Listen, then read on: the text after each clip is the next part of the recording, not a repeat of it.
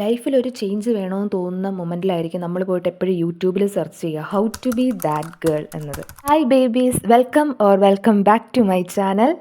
Today I am talking about the dark side of being that girl. Actually, what is that girl?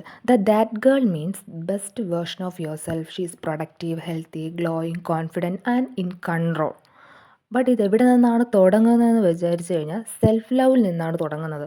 പക്ഷേ അത് misunderstanding ആയി ഇത് unrealistic എക്സ്പെക്റ്റേഷൻസും unrealistic സ്റ്റാൻഡേർഡ്സും ആയിട്ട് ഇത് മാറിക്കൊണ്ടിരിക്കുകയാണ്.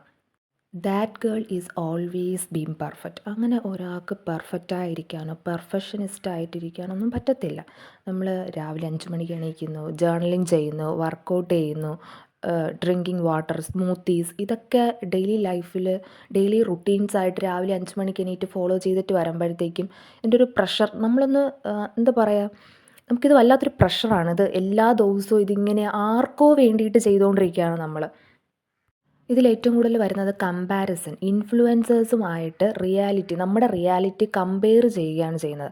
നമ്മൾ ഇൻഫ്ലുവൻസേഴ്സ് കാണിച്ചു തരുന്നു ഇങ്ങനെ ആയിരിക്കണം ബീങ് ദാറ്റ് ഗേൾ എന്നത്. നമ്മൾ അവരുടെ റുട്ടീൻസിനെ നമ്മളിങ്ങനെ എടുക്കുകയാണ്. ഓക്കെ, അവർ ഇത്ര മണിക്ക് എണീക്കുന്നു, ഇന്നത് ചെയ്യുന്നു, നമ്മളും അതുപോലെ ചെയ്യണമെന്ന് പറഞ്ഞിട്ട്. പക്ഷേ ഈ മൈൻഡ് സെറ്റാണ് ബീങ് ദാറ്റ് ഗേൾ എന്നത് നമ്മൾ മറന്നു പോവാണ്.